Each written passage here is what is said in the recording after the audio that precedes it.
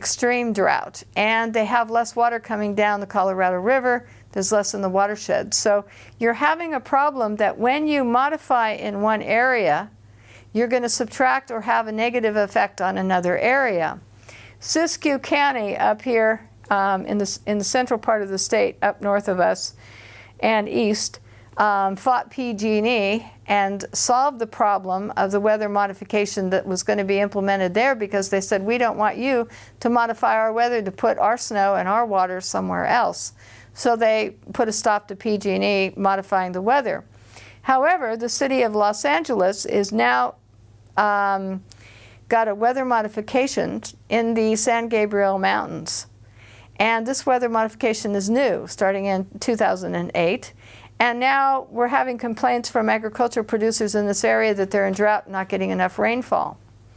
The Panhandle, Texas ranchers are complaining bitterly that weather and their snow and rainfall is being redirected into other areas by weather modification programs, and that the grass isn't growing, so that they either have to feed their cattle or go out of business. And there's an online discussion of that on March 6, 2008 that you can download from the Texas regulatory body here to listen to their complaints. And they even feel that some of the weather modification programs have triggered tornadoes and unusual weather events in their areas. So this is what it looks like here. Canada modifies the weather here.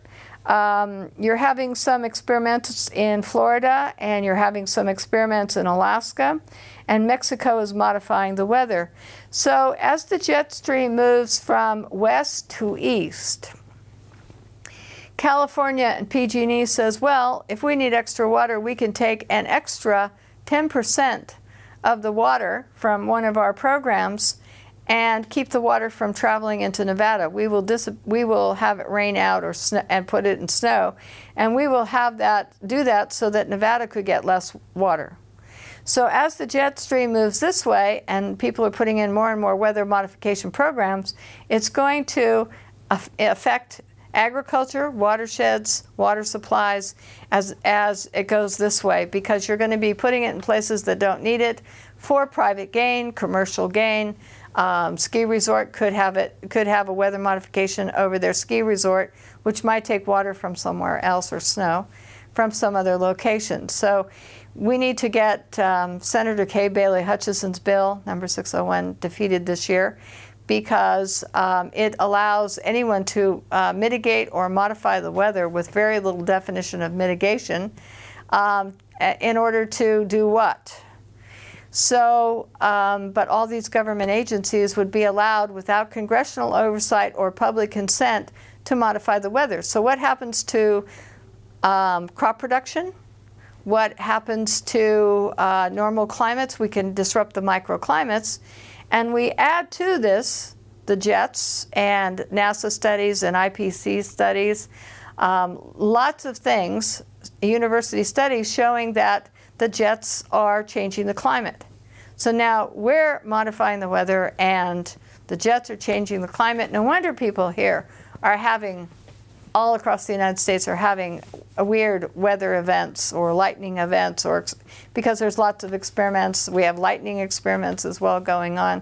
So there's lots of things going on which impact all of us, but it's our food supply and our water supply that is going to be impacted the most from all of this.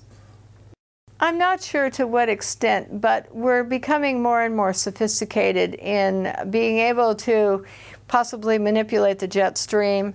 We're being more sophisticated in what MIT Professor Emanuel said in a television program that I saw on the Discovery Channel that was talking about this issue. He was saying that what we can do is we can take carbon black, okay, and we can take jets and we can release carbon black on the West Coast, and as it heats up going across the United States, it creates these weather fronts that grow in intensity. And what it can do is these weather fronts grow in intensity so that when there's a hurricane coming in over here, the jet stream and these fronts are moving this way, and it would push the hurricanes off the coast. Now, he talked about a fleet of jet airplanes releasing carbon black that would create these disturbances or perturbances, as he calls them, or fronts.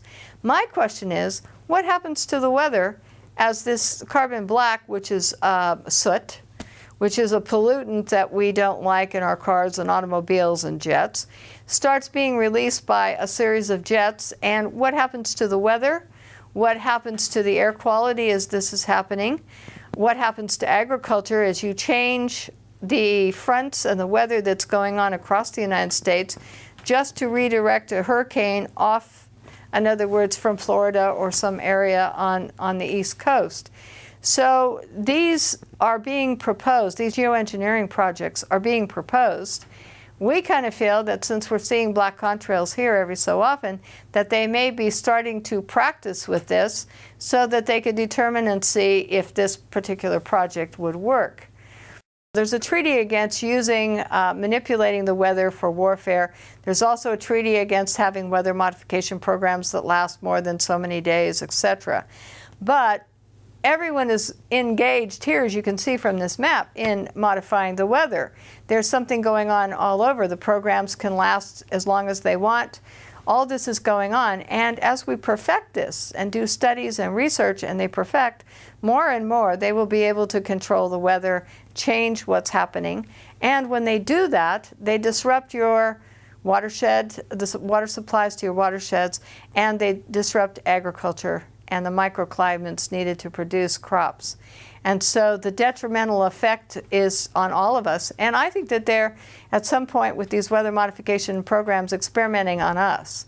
In other words, we're the guinea pigs to see that if we do this, then we may have this effect.